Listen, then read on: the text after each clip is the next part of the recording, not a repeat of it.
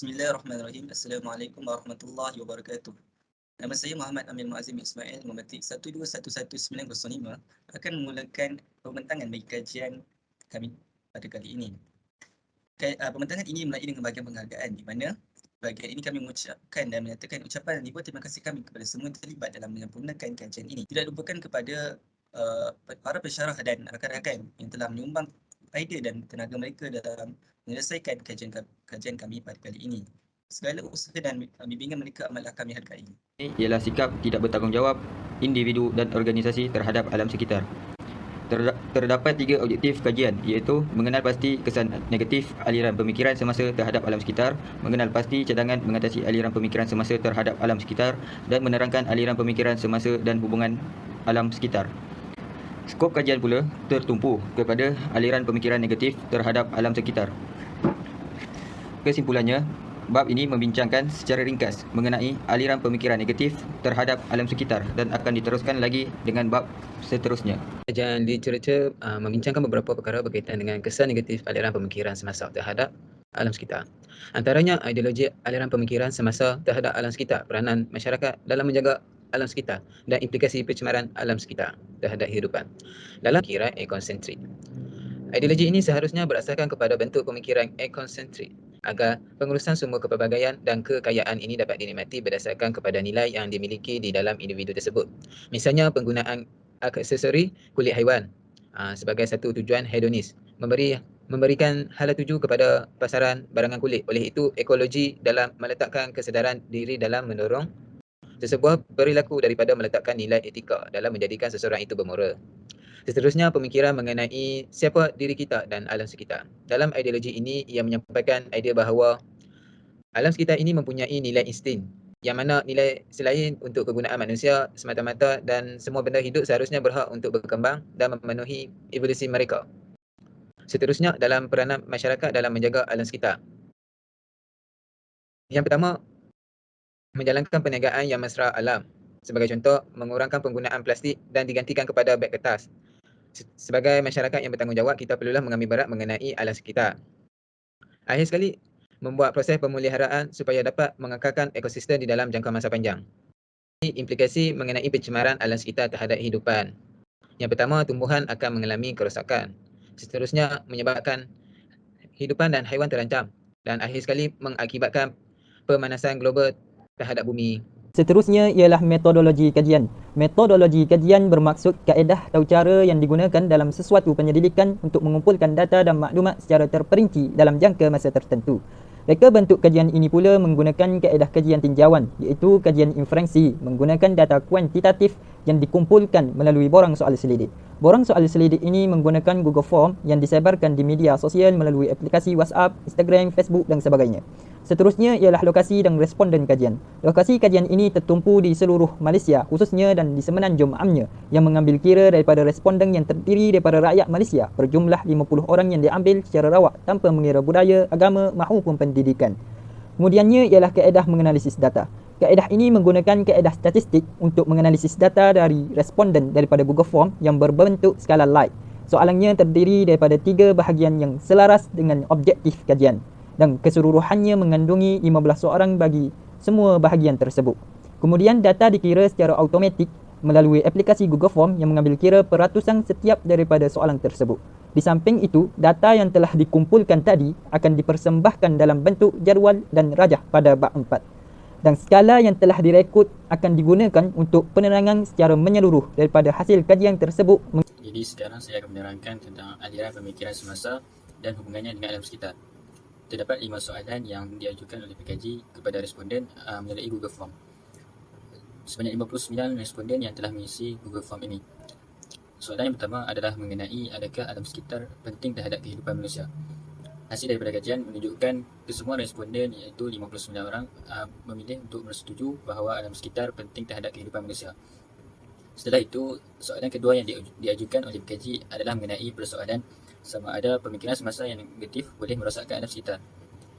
Majoriti responden memilih setuju iaitu sebanyak 54 orang responden, manakala 5 orang lagi memilih untuk tidak bersetuju.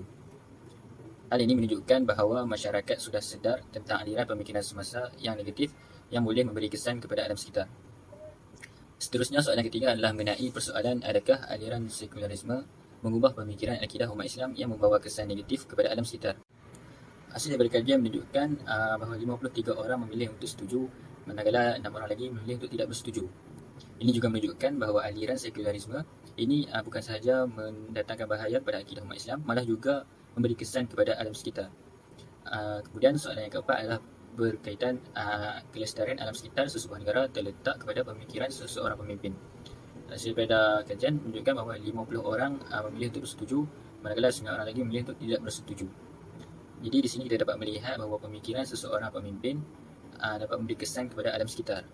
Dan soalan yang terakhir ialah adakah pemikiran liberalisme meletakkan kebebasan dalam membebaskan individu daripada kawalan moral yang merosakkan pemikiran manusia. Hasil kajian juga menunjukkan majoriti responden iaitu sebanyak 49 orang memilih untuk setuju, manakala lagi 10 orang memilih untuk tidak bersetuju. Jadi kesimpulan yang dapat dibuat daripada di sini bahawa aliran pemikiran semasa sangatlah memberikan kesan negatif kepada alam sekitar. Bahagian B iaitu kesan negatif aliran pemikiran semasa terhadap alam sekitar. Beberapa soalan aras persetujuan telah kami, para pekaji, ajukan untuk merealisasikan objektif kami kepada 58 orang responden dan hasilnya adalah sebagaimana yang tertera berikut. Soalan pertama, adakah pelambangan dan pembalakan secara meluas boleh menyebabkan hakisan tanah dan tanah runtuh? Dapatan menunjukkan 55 orang bersetuju dan 3 orang tidak bersetuju. Seterusnya, soalan kedua iaitu pemikiran posibilisme yang mengubah alam mengikut kehendak dan keperluan membahayakan alam sekitar. Dapatan menunjukkan 50 orang bersetuju dan 8 orang tidak bersetuju. Selain itu, soalan ketiga iaitu revolusi perindustrian yang mementingkan teknologi dan sains akan menyebabkan kesan rumah hijau.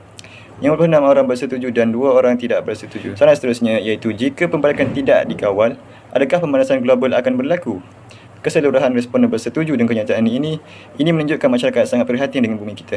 Dan soalan terakhir iaitu pemikiran yang terlalu bebas untuk kepentingan diri menjadi ancaman kepada alam sekitar. 52 orang bersetuju dan 6 orang tidak bersetuju. Kesimpulannya, objektif tercapai. Seterusnya kita berpindah ke bahagian C iaitu cadangan mengatasi masalah aliran pemikiran semasa terhadap alam sekitar. Beberapa soalan aras persetujuan telah kami ajukan kepada 58 orang responden dan hasilnya adalah seperti berikut. Soalan pertama, adakah kita perlu mengubah pemikiran negatif kepada pemikiran sayang kepada alam sekitar? Setuju 58 orang responden, yang tidak bersetuju tiada. Soalan kedua, menerapkan lebih banyak pendidikan penjagaan alam sekitar di setiap sekolah. Setuju 58 orang responden, yang tidak bersetuju tiada. Soalan ketiga, kerajaan perlu mengadakan kempen di media sosial untuk menjedarkan masyarakat tentang kepentingan alam sekitar. Setuju 58 orang responden, yang tidak bersetuju tiada. Soalan keempat, kewujudan program kita semula dapat mengurangkan pembakaran secara terbuka. Setuju 57 orang responden, yang tidak bersetuju seorang responden. Soalan kelima, kerjasama dan nilai murni amat penting dalam memerangi isu alam sekitar. Setuju 57 orang responden, yang tidak bersetuju seorang responden. Majoriti responden bersetuju dengan cadangan-cadangan tersebut. Ini menunjukkan objektif kami tercapai. Cadangan dan implikasi aliran pemikiran semasa terhadap alam sekitar. Pertama, pihak kerajaan haruslah melakukan sesuatu inisiatif seperti mengetatkan undang-undang ataupun meningkatkan lagi denda bayaran supaya tiada lagi golongan yang tidak bertanggungjawab sebegini mengambil kesempatan atas kecuaian kerajaan dalam menjaga hutan negara. Selain itu, badan-badan yang berkaitan dengan alam sekitar juga haruslah memainkan tanggungjawab dan peranan mereka dengan sebaiknya. Antara badan tersebut ialah Jabatan Alam Sekitar JAS, Jabatan Perlindungan Hidupan Liar dan Taman Negara Perhilitan dan sebagainya. Diharap dapat bekerjasama dengan membendung sekaligus menyelesaikan isu pembalakan haram, memandangkan kesemua agensi tersebut merupakan antara pihak yang bertanggungjawab. Seterusnya, pekaji mencadangkan supaya kajian sebegini yang mungkin akan dikaji lagi oleh generasi akan datang agar lebih memfokuskan kepada kerajaan. Skop kerja kerajaan merangkumi segala aspek objektif yang terdapat dalam kajian kali ini. Akhir sekali, pihak sekolah haruslah memainkan peranan penting dalam mendidik para pelajar agar berpemikiran dan hati yang murni. Segala perbuatan merosak dan menyalahgunakan alam sekitar adalah tindakan yang tidak boleh dibiarkan menular dalam kalangan masyarakat. Rumusan, alam sekitar penting kepada kehidupan manusia. Masalah aliran pemikiran semasa terhadap alam sekitar perlu dititikberatkan oleh segenap masyarakat. Implikasi yang pertama, penipisan lapisan ozon. Implikasi yang kedua, impak perubahan iklim global. Implikasi, Implikasi pertama, penipisan lapisan ozon merupakan fenomena pemerakapan gas dikenali sebagai gas rumah hijau yang menyebabkan pemerakapan haba bumi daripada terbebas ke angkasa. Antara punca-puncanya adalah penggunaan bahan klorofluorokarbon seperti penghawa dingin. Kedua, peningkatan kegiatan perindustrian. Implikasi kedua, impak perubahan iklim global menjejaskan sistem ekonomi sosial dan politik. Antara ciri iklim termasuklah suhu dunia, kelembapan, jumlah hujan, angin, menyebabkan bencana alam seperti kemarau, banjir, gelombang haba dan mengganggu aktiviti pertanian. Cadangan. Pertama, memelihara alam sekitar melalui media massa. Kedua, memberikan pendidikan awal kepada kanak-kanak. Ketiga, memperkenalkan penggunaan tenaga boleh diperbaharui.